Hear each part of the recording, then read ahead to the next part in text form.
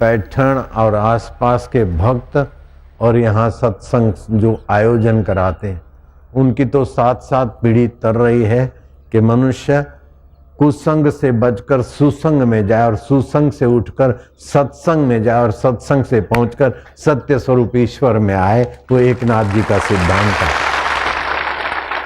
एकनाथ जी के पिता पितामह एकनाथ जी जिसके परपोता थे वो भी बड़ी ऊंची आत्मा थे। उनकी कथा भी आज समझने का अवसर है। आप लोग शांति से बैठो। अभी कीर्तन बीर्तन में मैं हल्ला गुल्ला नहीं कराऊंगा। बस सगड़े खाली पैसा चल लवकर लवकर और जीभ तालू में लगा दो, जीवा तालू में, और पहली उंगली अंगूठे के नीचे 3 बार 7 बार हरिओम का उच्चारण करो। फिर मैं ध्यान करवाता हूं। हरि ओम। होठ बंद कराचा, मां बोलते समय होठ बंद। हरि ओम।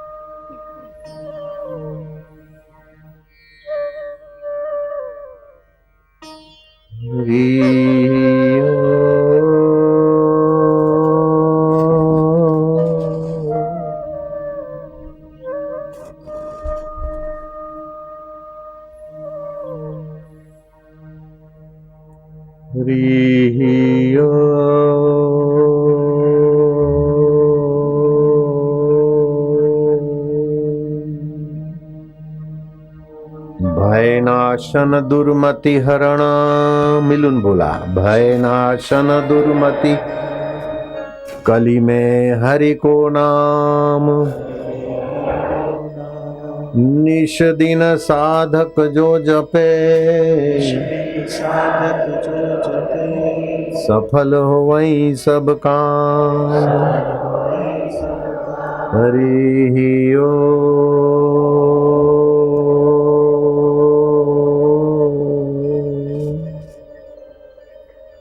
नाथ जी के पिता सूर्य नारायण, सूर्य नारायण के पिता चंद्रपाणी, और चंद्रपाणी के पिता भानुदास। हरि ही सार है, भगवान ही सार है, बाकी सब बेकार है। भगवान के भजन में मस्त रहते। भगवान सत्य स्वरूप है, भगवान चैतन्य स्वरूप है, भगवान आनंद स्वरूप है। हरि ओम।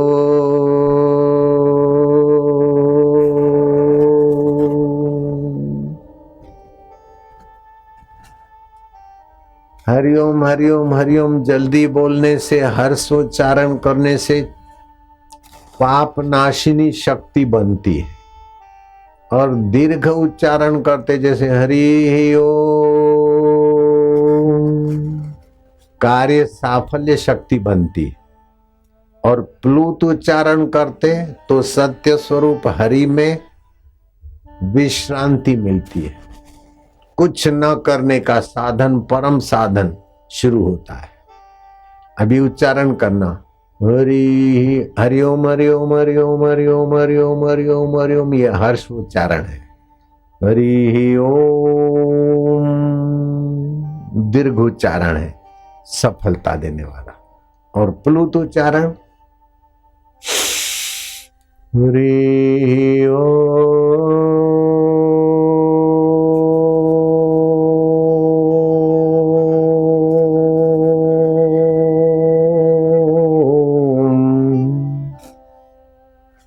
हरि ओम।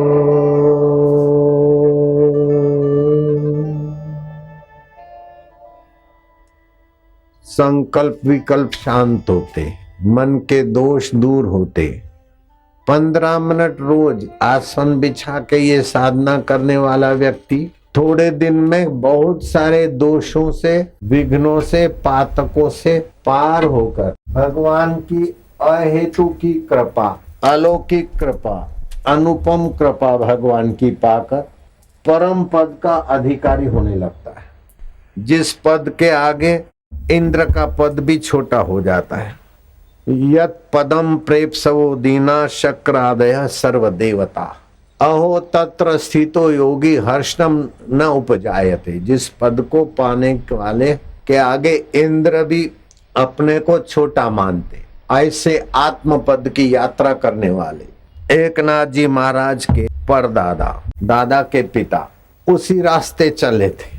तो घर में रुपया पैसा की कमी होने से अन्न वस्त्र अभाव, कुटुंबियों ने मिलकर, जाति वालों ने पैसे दिए कि तुम कपड़े का धंधा करो।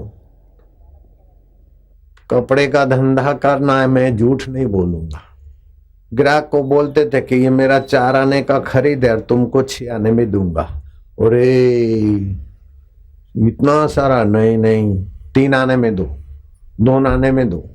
दूसरे लोग 4 आने का खरीदा हुआ कपड़ा बोले 15 आने का है, तुमको 12 आने में देता हूँ, 10 आने में देता हूँ। तो 15 आने का 10 आना, 8 आना, 7 आना में लोग ले जाते, लेकिन ये 6 आने में देते तो लोग नहीं लेते, कि कम नहीं करते। तो सत्यनिष्ठ आदमी को पहले पहले थोड़ा तकलीफ होता है, लेकिन बाद में महान फल मिलता है परमात्मा। और झूठ बोलने वाले को पहले थोड़ा अच्छा फायदा होता है और बाद में महान दुख मिलता है, नरकों में जाता है। ये भानुदास के जीवन में प्रत्यक्ष हुआ। एकनाथ जी महाराज के दादा के पिता, परदादा, व्यापारी लोग घोड़े पे सामान डाल के जिधर जिधर हफ्ते हफ्ते में बाजार लगता था उधर जाते थे। मंगलवार को इधर बाजार लगता है, गुरुवार को उधर लगता है। इनका काम इतना चला नहीं। लोग बोले झूठ के बिना काम नहीं चलता, भानुदास बोलते सत्य के बिना काम नहीं चलता। सच्चा आदमी तो सच्चे को चाहता है, लेकिन झूठा आदमी भी अपना नौकर, अपना मुनीम, अपनी पत्नी, अपना पति, अपना मित्र से सच्चाई का व्यवहार चाहता है। ईमानदार तो ईमानदार को चाहता है, बेईमान भी ईमानदार को चाहता है। बोले ये सब तुम्हारी बातें हम नहीं मानते, नहीं मानो तुम्हारी मर्जी। कुछ दिन में भानुदास की सच्चाई पर लोगों को विश्वास हुआ और लोग उन्हीं से लेने लगे, और भानुदास पर ऐसा विश्वास करे कि भानुदास सत्य बोलते। और भानुदास का ऐसा प्रभाव कि बस ज्यादा खटपट नहीं, 15 आना, 12 आना, 13 आना, पहले आना आना चलता था। 1 रुपए के 16 आने होते थे। हम जब बच्चे थे ना, तो आने 2 आने का धंधे में, लेने देने में, 1 आने की सब्जी ले लिया, 1 आने का 2 आने का ले लिया, ऐसा हमने देखा है। ये तो अभी बना 1 रुपए के 100 पैसे, पहले 64 पैसे, 4 पैसे का 1 आना, और ऐसे 16 आने 1 रुपया। तो लोग 4 आने का एक वार कपड़ा, मीटर नहीं था, वार था, तो 4 आने का खरीदते, बोलते ये 15 आने का है। फिर 12 आना, 10 आना, 8 आना में ग्राहक को दे दे, 7 आने में दे दे। लेकिन ये भानुदास बोले मेरा 4 आने का खरीद है, 5 आने में दूंगा। तो ग्राहक बोले 3 आने में दो, कम कराने की आदत है। तो पहले तो भानुदास का धंधा नहीं चला, बाद में देखा कि जो 15 आना बोलकर 7 आने में देते, वो तो 5 आने में ये दे रहे। तो धीरे धीरे उनकी सज्जनता का प्रभाव पड़ा, धंधा अच्छा चलने लगा। तो कहीं जब सब घोड़े पर कपड़े लाद गए, अपना बोझा लेकर मार्केट जहां बाजार लगती लगाए, तो भानुदास का धंधा खूब चले। दूसरों का नहीं चला तो ईर्ष्या होती। तो जिस धर्मशाला में ठहरे थे, उस धर्मशाला में रात्रि को विश्राम के लिए ठहरे थे, तो कीर्तन सत्संग का आवाज आ रहा था। सत्संग का आवाज सुनकर भानुदास बोला कि तुम चलो, सत्संग सुनना बहुत जरूरी है। जिसने मनुष्य जन्म पाकर सत्संग नहीं सुना, उसका जीवन बेकार है। बोले तुम ही सुनो, हम नहीं सुनते। तो भानुदास बोला अच्छा, ये कपड़ा मेरा जो सामान बचा है वो रखता हूँ, और घोड़ा तो बाहर बांधा है, मैं कीर्तन सत्संग से जब भी रात को लौटूंगा इधर आके सो जाऊंगा। हाँ बोले तुम जाओ जाओ। सबने मिलकर क्या करा कि उसका कपड़े का बंडल जो भी बचा था धंधे का, वो दूर कहीं फेंक के आ गए, और घोड़ा खोल दिया और उसको 2-4 चाबुक लगा के दूर भगा दिया। बोला वो आएंगे तो हम बोलेंगे हमारा माहित नहीं, फिर भानुदास को बराबर पता चलेगा। तो ईर्ष्या होती थी, तो ईर्ष्या के कारण घोड़ा खोल दिया और कपड़ा किसी दूर दूर कहीं फेंक के आ गए। कुदरत का सिद्धांत है, तुम जैसा देते हो देर सबेर ऐसा मिलता है। जो औरों को डाले चक्कर में वो खुद भी चक्कर खाता है, और औरों को देता शक्कर है खुद भी शक्कर खाता है। Every action create in reaction. आप जो भी करते घूम फिर के आपके पास आता है। इसीलिए आप भला करते तो देर सवेर आपके पास भलाई भलाई आएगी, बुरा करते तो बुराई का फल आएगा। ऐसे सिद्धांत के अनुसार वो डाकू चोरों के मन में भी हुआ कि आज तो बाजार लगी तो धर्मशाला में व्यापारी आए होंगे, चलो धर्मशाला को लूटो। आए तो व्यापारियों को बराबर बंदूक दिखाए, डंडे वंडे मारे, सब पैसे ले लिए, कपड़े ले लिए, उनके घोड़े पर बैठकर सामान लेकर जाए और उनको डंडे मारते मारते भगाया। भानुदास का तो घोड़ा भी नहीं, कपड़ा भी नहीं और खुद भी नहीं। भानुदास बच गए। जब रात्रि को सत्संग कीर्तन पूरा हुआ, भानुदास आ रहे थे तो एक युवक ब्राह्मण वेश में के भानुदास हो तुम? बोले हाँ। लो ये तुम्हारा घोड़ा और उधर तुम्हारा कपड़ा पड़ा, चलो मैं दिलाता हूं। तुम कौन हो? कि बस मैं उसी का हूं जो मेरे लिए होता है। भानुदास को उस समय पता नहीं चला। वो युवक घोड़ा और कपड़ा दिखा के चले गए। धर्मशाला में आए तो बोलते अरे इधर तो सब लूट मार हो गई। भानुदास समझ गए कि वही मेरे पांडुरंग हरि अंतर्यामी ईश्वर युवक का रूप लेकर मेरा घोड़ा और मेरे को कपड़ा दिखाया। प्रभु अब मेरे को संसार में नहीं फंसाओ, तुम्हारी भक्ति दो। जो व्यापारियों का सब लूट लिया उनको अपना कपड़ा बांट दिया। घोड़ा बोले तुम बेच के पैसे ले जाओ, घर तक पहुंचो। भानुदास विठल की भक्ति में हो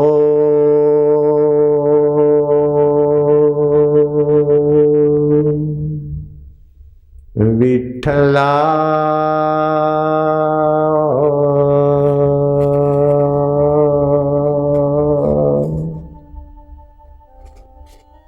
पांडुरंगा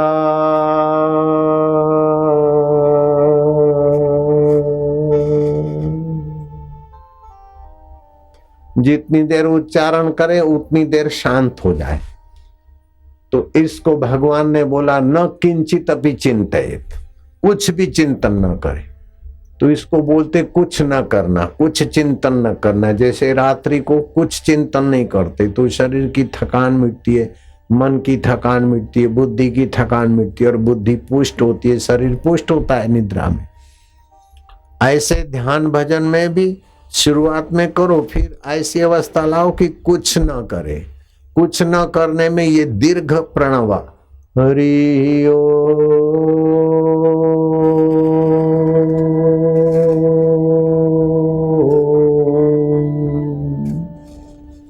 ओमकार को देखे, तुलसी माता को देखे, आकाश को देखे, गुरु मूर्ति को देखे, लेकिन एक टक 15-20 मिनट रोज करो, आपको बहुत फायदा होगा, बहुत जल्दी उन्नति होगी। बेकार और दोष जो हमारी शक्ति नाश करते उससे तुम जल्दी बच जाएंगे। तो भानुदास महाराज ऐसे करने लगे। अब कभी कभी पंढरपुर जाते हैं तो पंढरपुर में भगवान विठल के दर्शन लेने के लिए विसनगर का राजा कृष्ण राय आया। कृष्ण राय राजा इतना प्रभावशाली था कि उसने पूर्व, पश्चिम और दक्षिण समुद्र तट के सारे छोटे छोटे राज्य अपने अधीन कर लिए थे और हिंदू धर्म पर जो दूसरे लोग जुल्म कर रहे थे यवन उनको मार भगाया। बड़ा प्रभावशाली कृष्ण राय राजा देखता है कि पंढरपुर में हम लोग राज्य वैभव है तो भी इतना सुखी नहीं जितना ये भक्त लोग सुखी है। हे भगवान, अब पंढरपुर में कितना रहोगे तुम? चलो विजयनगर राज्य में। कृष्ण राय ने घोषणा कर दी, मंत्रियों को आज्ञा दे दी कि ये पांडुरंग की मूर्ति अपने राज्य में स्थापना करने के लिए ले चलो। अब इतना कृष्ण राय प्रभावशाली राजा की कोई बोल नहीं सकते थे, सारे यवन राजा तो उनसे हार चुके थे, और दूसरा उनकी बराबरी का राजा नहीं था। पंढरपुर की मूर्ति ले गए विजयनगर में और बड़े धाम धूम से उत्सव करके भगवान को वहां विराजमान किया, और 9 लाख का हार हीरे जवाहरात वाले, खूब पूजा होता, मोहन भोग होता और प्रसाद होता, और राजसी ठाट से भगवान की सेवा पूजा होती। लेकिन भगवान चीज वस्तु के भूखे नहीं है, भगवान तो प्रेम के भूखे हैं। विदुर के भाजी खाते, विदुरानी के केले की छाल खाते और 56 भोग छोड़ते, भगवान तो प्रेम के भूखे।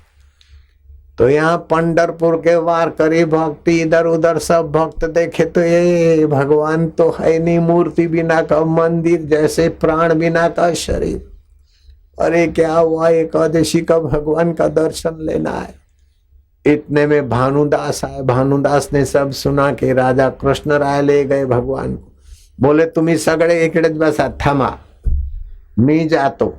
अरे वो राजा है, आपको तो फांसी दे दे। अरे कुछ भी है, राजा का राजा, महाराज पांडुरंग मेरा है न, मैं तो ओम करके उसी में शांत होता हूँ। तो वो उनके साथ मेरा सीधा परिचय है, भगवान के साथ मेरा सीधा संबंध है, तो राजा क्या करेगा। भानुदास गए, विजयनगर तक पहुंचे बड़ी मुश्किल से, रात्रि को 2 बजे पहुंचे। हे पांडुरंग तुम मंदिर में हो, मैं तो तुम्हारा दर्शन लूंगा तब कुछ पीऊंगा, खाऊंगा नहीं तो नहीं खाऊंगा। वो नगर के सेवक जो चौकीदार था पांडुरंग का, किधर है, बोले वो मंदिर देखो, वो ध्वजा पर।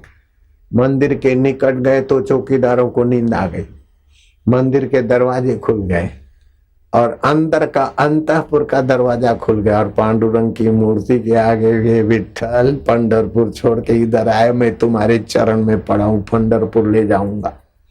ऐसे करके विठ्ठल के चरणों में अपना सिर रखकर फिर अभ्यास था चुप होने का, शांत हो गए। जब भगवान का चिंतन करके शांत होते तो भगवत शक्तियां जागृत होती।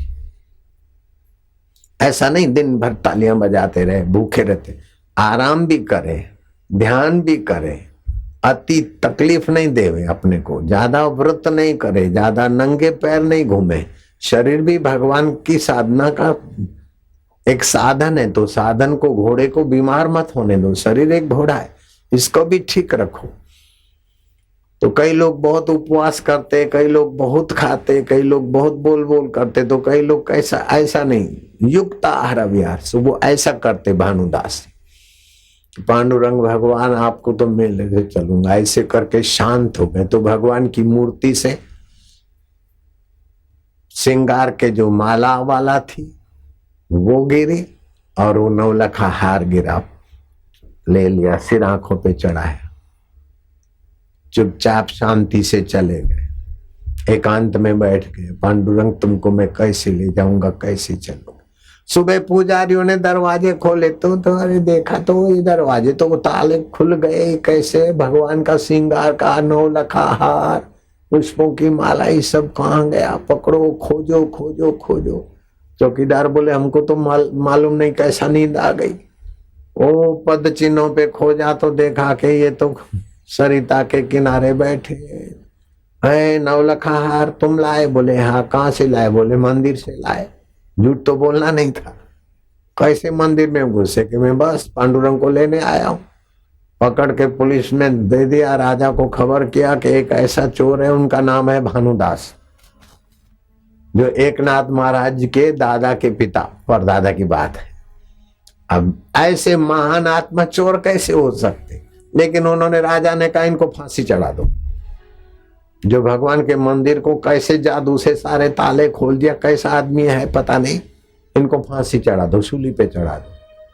भानुदास जरा भी डरे नहीं कि सूली पे चढ़ेगा तो शरीर चढ़ेगा, मेरा आत्मा तो परमात्मा का है, परमात्मा आत्मा है, एक रस है, मैं मरूंगा ऐसी उनमें नासमझी नहीं थी। मरता है तो शरीर मरता है, बीमार होता है तो शरीर बीमार होता है, दुखी होता है तो मन दुखी होता है, चिंता करता है तो चित्त चिंता करता है। मैं उसको जानने वाला, मैं आत्मा हूँ, प्रभु का हूँ, प्रभु मेरे हैं। ओम लोग बोले तुमको डर नहीं लगता कि अभी तो तुमको 10:10 पर फांसी पे लगाएंगे, शूली पे लगाएंगे। बोले शूली पे भगवान को तो मैं ले जाऊंगा, पांडुरंग तुम शूली पे चढ़ाओ चाहे मूली पे चढ़ाओ, मैं तो तुमको ले जाऊंगा ले जाऊंगा ले जाऊंगा। वो मूली खाने की आती है ना, मूला, हाँ, चाहे मूला हो चाहे शूला हो, लेकिन मैं पांडुरंग तुमको ले जाऊंगा।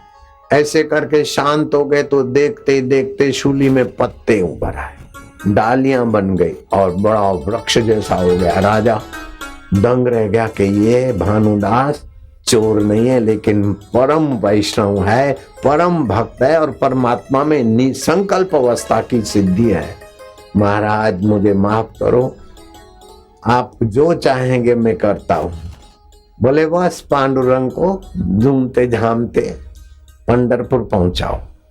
वो पांडुरंग की मूर्ति पंढरपुर बाजते गाजते आई। आज भी कार्तिकी एकादशी से कार्तिकी पूर्णिमा तक ये उत्सव मनाया जाता है। ये पांडुरंग पंढरपुर ले आए ठाकुर जी को उसकी याद में। हरि ओम ओम ओम ओम ओम ओम ओम ओम ओम हरि ओम ओम ओम हरि ओम हरि ओम हरि ओम हरि ओम हरि ओम हरि ओम।